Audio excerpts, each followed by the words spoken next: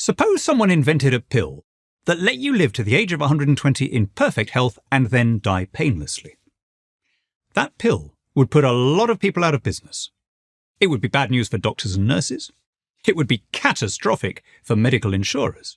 It would throw millions of home care staff out of work. But would anyone see those as good reasons to ban it? And would anyone care where the pill had been invented? In their country or someone else's? What goes for that pill goes for any other product that would improve our lives. We shouldn't make things harder to obtain simply on the grounds that they originate somewhere else.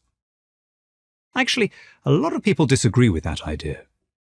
Opponents of free trade, and there are many, say things that sound perfectly reasonable. Things like, we need to protect our strategic industries.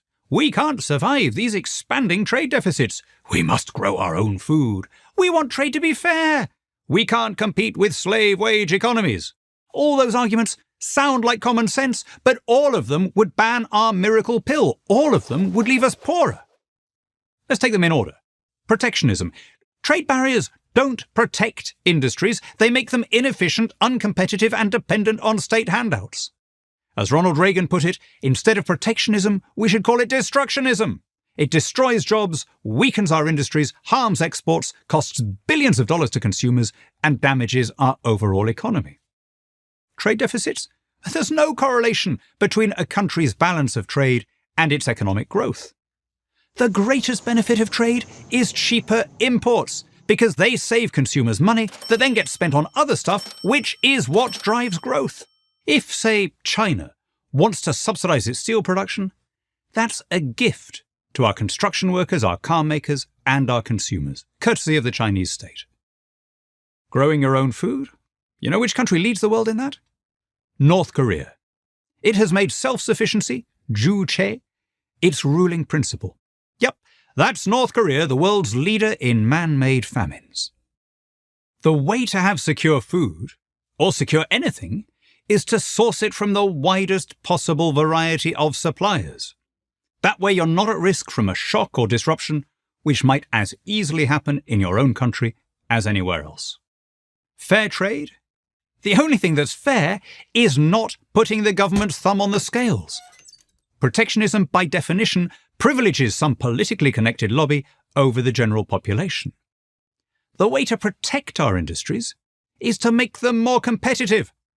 And you do that by lowering taxes and cutting regulations. Competing with lower wage economies, that's what makes poor countries richer and makes rich countries richer. Lower wages let developing nations compete and let wealthier countries focus on higher skilled, higher paying jobs. The iPhone is assembled in China, but the design and profits are in the USA. Look at the global impact. As recently as 1981, 40% of the world's population lived in extreme poverty. Today, it's 8%. 300 people have escaped extreme poverty since you clicked on this video. That's 300 new arguments for free trade. So, why doesn't everyone get it? The answer lies in our psychology.